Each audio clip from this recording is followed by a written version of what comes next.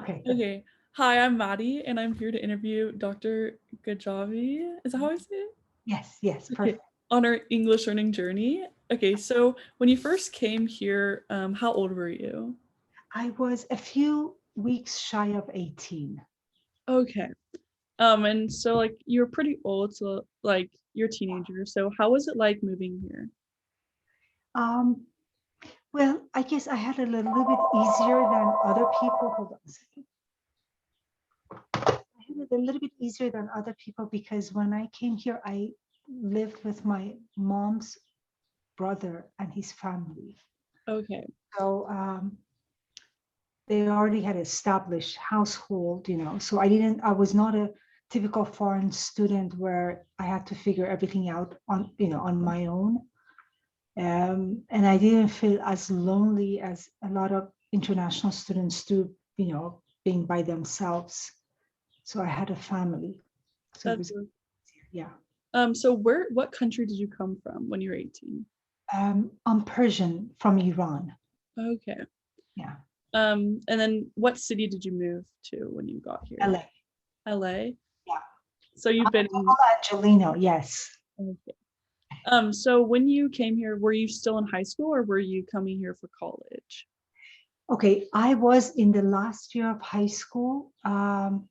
So when I came in March. So I didn't finish my high school in Iran, and I spoke a little bit of English, but not that much. And in the home at my uncle's house, we spoke English because my aunt is Peruvian. Okay. So her native language was Spanish, and my uncle's native language was Persian. So the common language was English. But still, my English was not good enough for college. So even though I was a little bit older, Mhm. I did go to high school here for 1 year just to practice English, and Do you remember like your first day at the high school and like how did it go? I remember every day. Yeah, it was a little intimidating, kind of like the movies that I had seen, like, but not completely, and it was very lonely. Hmm. Was it hard making friends and that way? It was, yeah, it was very difficult. How And was, mhm. sorry, you can go. I was very popular. I went to um, the same school for my junior high and high school, so I knew everybody, and everybody knew me. So coming to the United States and going to high school when nobody knew me and I didn't know anybody, that was a big difference. How would you say, or how was school different from where you're from and here? Very different. Um, the way schools, and I think that is still true in Iran. You have your classroom, so you and a bunch of students that have the same schedule stay in the same room, Okay. and different teachers come at during different periods to teach you different things. So you have your desk, you have your space. The same people sit right next to you for nine months. So the first thing is like changing rooms was different, that you would have different classmates for different courses was different. And we are, I was a math and science major back in Iran in high school. So rigorous math. I had like 5, 6 different math courses every day, physics and chemistry, and then so coming and having different courses was very different. Everything was very different. Not to mention the language, right? The whole dynamic was very different. That's super interesting how they do it there and how the teachers move and not the students. Yeah, yeah. So when you came to America, did you know that you wanted to learn English or did you feel forced to because you moved here and they didn't speak Persian? Yeah, no, I knew. No, I came in. First of all, I was older, so that's a little different, Mhm. right? I came here to go to college. The objective was to pursue my education and in English. And so I came in with a mindset of wanting to learn, and I was dying to sound American. So not just learning English. It's because hold on a second, let me switch. A typical Persian person speaks with this accent. This is a very typical Persian accent given the sounds of the language. Oh, I did not want to sound like that. I wanted to sound American. So I was very determined. What does it feel like when coming from somewhere where they didn't speak English and then here where everyone mostly speaks it? Very different, of course. Like one of the things that would get me initially was like the expression like they say you should go to bed early, or they say exercise is good for you, and I would automatically ask, who's they? I couldn't understand. I couldn't like they like who's they? Like who says this? But I guess I would not be your typical immigrant or international. I don't know, immigrant. I would not be your typical immigrant because I came here knowing why I'm coming here, what it entails.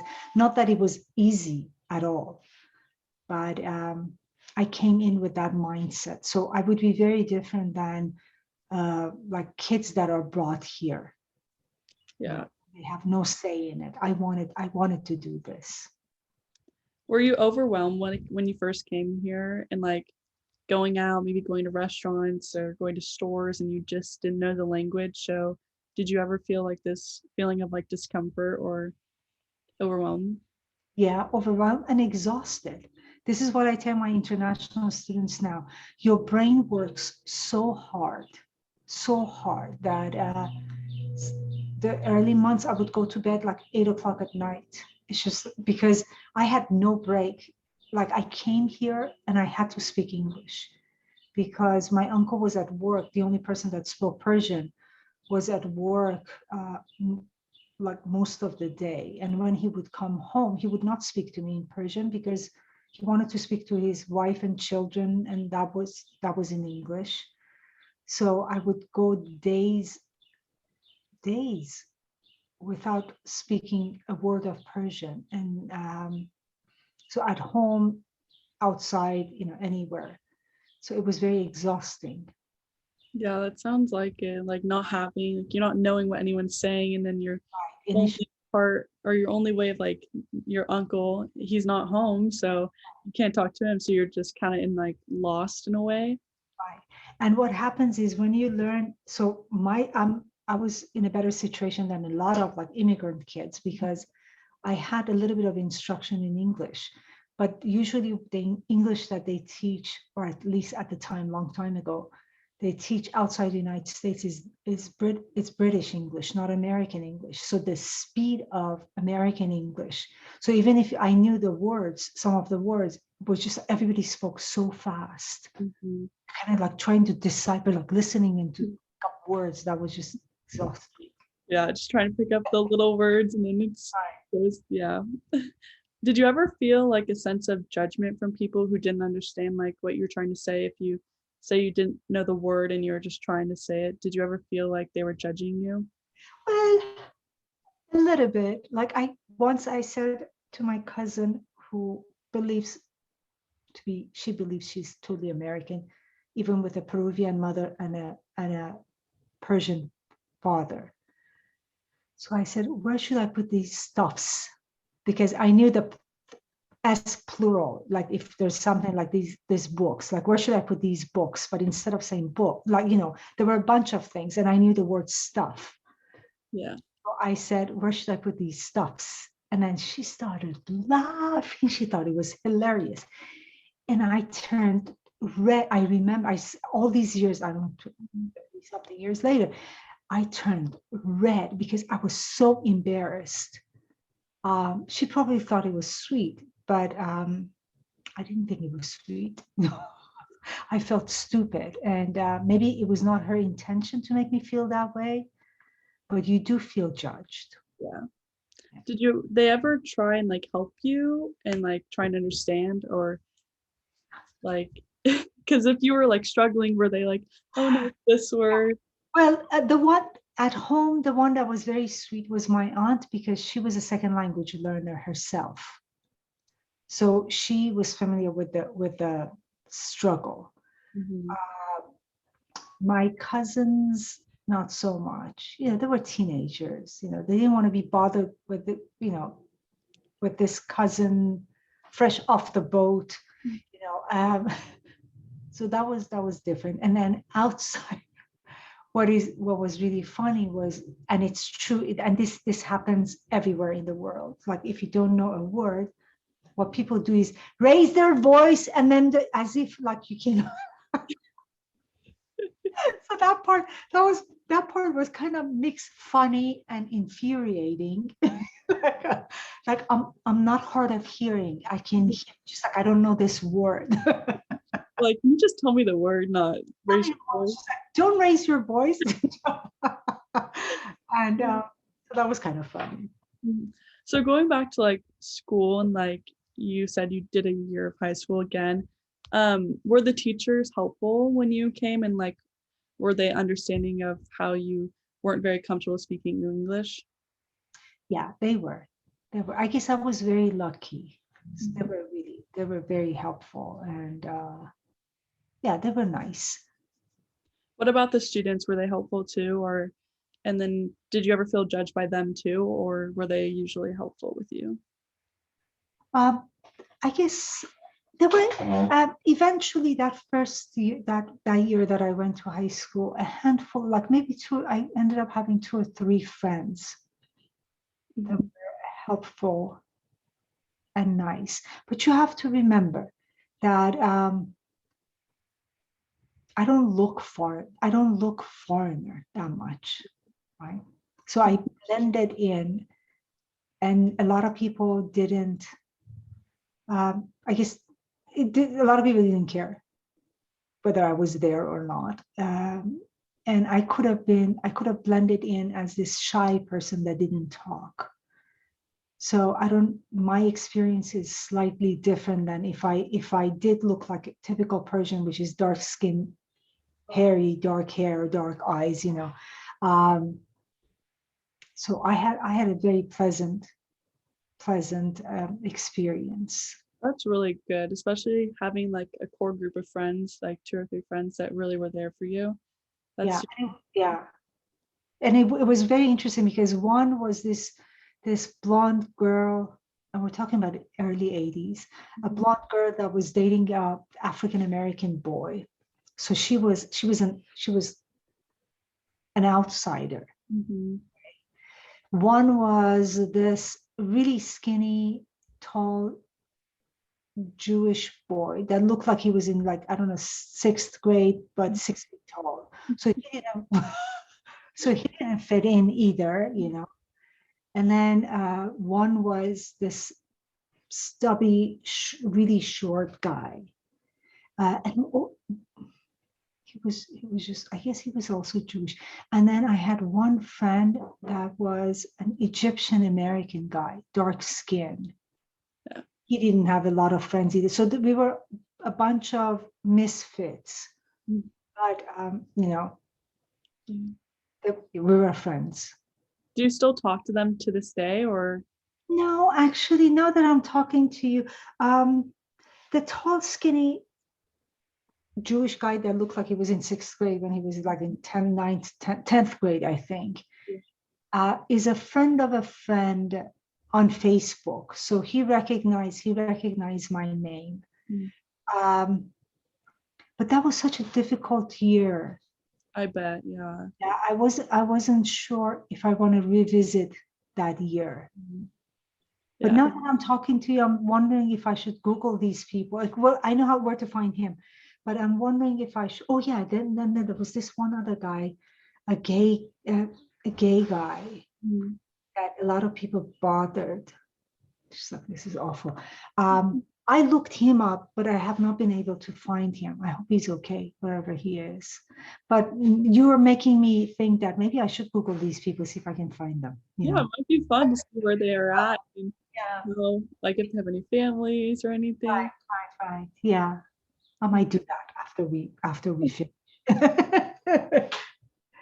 And so when you were first learning English, like, was it challenging for you, or did it kind of come easy since you did have a little bit of background from like learning British American? Yeah, some, but well, now I'm a linguist. I'm a linguistic professor, so now I know a lot about English.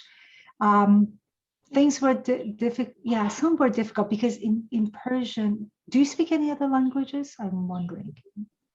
Did you take Spanish maybe in Yeah, high I school? took Spanish Yeah. through middle school and high school, You but know, in Spanish, there are 5 vowels. Uh, mhm, O, U. And then English has 13 vowels. yeah. Not in writing, but in spoken language. Persian has 6 vowels, so we're in a little better situation than people who speak Spanish, but still 6 vowels to 13 vowels in English. So leave and live sound like leave in Persian. So, but when they are two different vowels, two different meanings, right? Mhm. So not having those vowels and then trying to consciously make those sounds. In Persian, we don't have a difference between a v sound and a w sound. So west, east to west versus something that you were a vest. Mhm. Uh, there is no difference in pronunciation. So it would be a vest. So whether you're wearing a vest or you're driving vest. So making those sounds, making my mouth make those sounds, not to mention the th and a th that we don't have. Those were very difficult initially. That sounds like it'd be really challenging just Yeah. because there's 6 to 13 is a big jump too. It's And then a Persian, like a lot of languages, doesn't have a difference between a he and a she. oh, So not every language has this. So I would talk and I would refer, like I would tell my uncle that I talk to him, mhm. you, because we don't have that distinction of she, he, And then so that was very confusing. Like, oh, you told me that you were gonna talk to a girl. Now you're telling me that you talked to him. Well, did you talk to a girl? I was like, well, and then I had to consciously think and make an effort to remember that if I'm referring to a third person female, I have to use she, her, So that was exhausting initially. That seems so hard. I couldn't even imagine. Yeah. When you were learning English, like, did you ever feel like giving up or no? because because I love the Beatles when I was back in Iran. So learning what they're saying was very important. Um, I had access to a couple of American movies, so I wanted to know what they were saying, everything they were saying and singing in Greece. Mhm. So there was a lot of external motivation. When you finally like learned the English language, like, and you were confident, like, how did that make you feel? Like, did you feel like you accomplished something in your life? Yeah, yeah. It's because it was learning English and being fluent was it opened so many doors, Mhm. you know. So yeah, of course. I don't think much about it. It is what it is. But when I talk to monolinguals, then I go like, okay, it's okay. And I teach, I don't know if you had a chat, like if you looked me up or anything. I'm the coordinator of the writing program for international students. That's so cool. So, and I teach writing in general. And so, I tell my international students, I go like, if I can learn how to, if I was able to learn how to write and be good enough to teach it, Mhm. then anybody can do it. So I realized that it was a big deal. That's super cool that you teach international students because like they can relate to you and like how you determined you were to learn it, and they can see that and be like, okay, I can do this. Like, I'm not going to give up, and I Right. want to learn the English language. Exactly. And the reason I started this was because so many faculty in the English department who are monolingual English speakers, they didn't have, United States is so big and it's so far away from everywhere else in the world. And we only have two neighbors, right? One up north that they speak English, and then one down south. So we don't really need to learn any other languages. And then when I noticed how much trouble the faculty in the English department were having with the international students, I thought, oh my gosh, I need to do something. It's not the fault of the faculty. Mm-hmm. So I'm not blaming them. They didn't have any reason to learn anything, so they don't have the experience.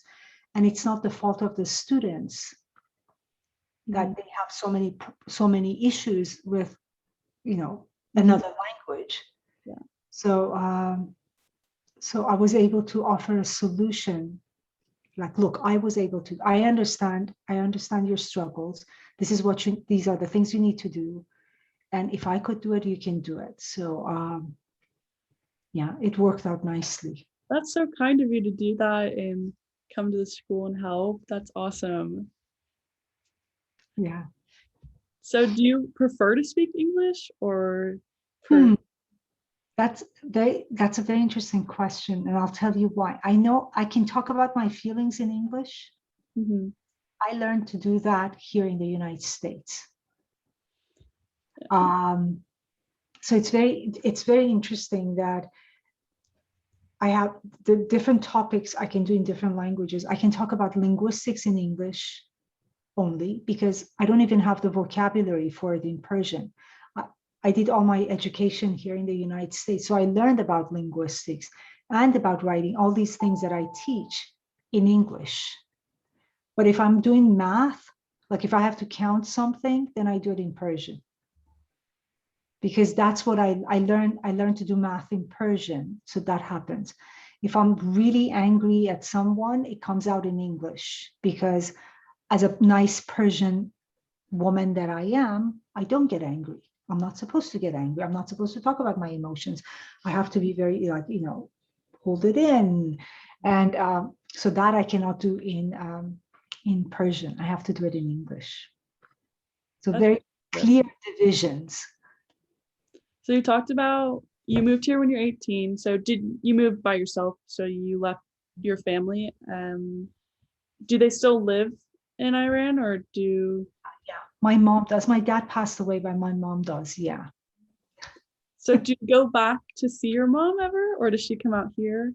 She usually comes out here. Initially, when I first came to the United States, I would go back pretty much every year for the summer, for at least the first couple of years. But the longer I've lived here, the less I go back. This is home, Yeah. I don't need to go back. So my mom comes and visits. But I have one best friend still in Iran that I talk to. But otherwise, this is home. Yeah, I was going to say, do you have your friends, since you went to school there since you were 18, I mean, your childhood friends, do you still talk to them daily or maybe like once a month or? Yeah, once in a while.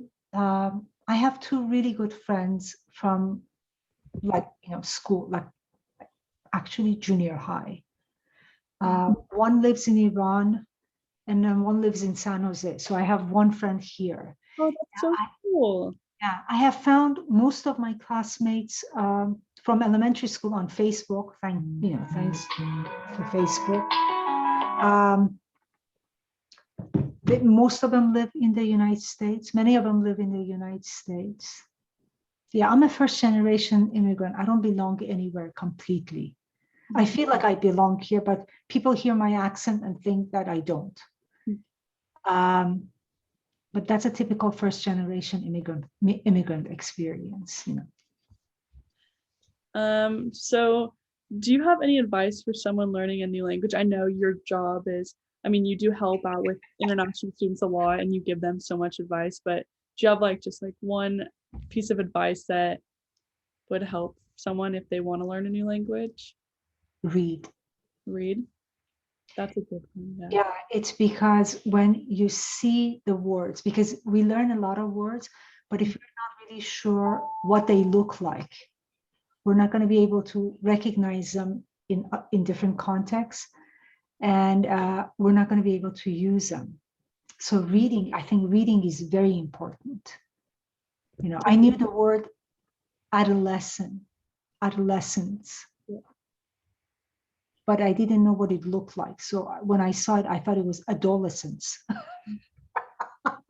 I mean, it does look like that. It does. But it is really important. It's really important to see the words, you know. So reading, I think, is really important. That's awesome. Well, I'm so glad that I got to interview you, and I want to say thank you for letting me do it for my project. It was so good, like listening to your story and how you came here. And yeah, Sure, anytime. And who knows, maybe our paths would cross in the future, right? What mhm. is your major? Journalism broadcasting. Oh, nice. Mhm. Well, so you're practicing for work too. It's Yeah. not just for you 100, right? Yes, That's a nice major. That's a nice major. yes, I love it. I like it a lot. Good, good. And you have a wonderful U100 professor, one Mhm. of the best in, yeah, I think at CSUN. So you're She's lucky, hopefully the best teacher stay ever. this lucky for the rest of your educational as well. Yes. Okay. Thank you so much. Thank you. Good luck with everything. Thank you. Take care. Nice meeting you. Bye. Bye-bye.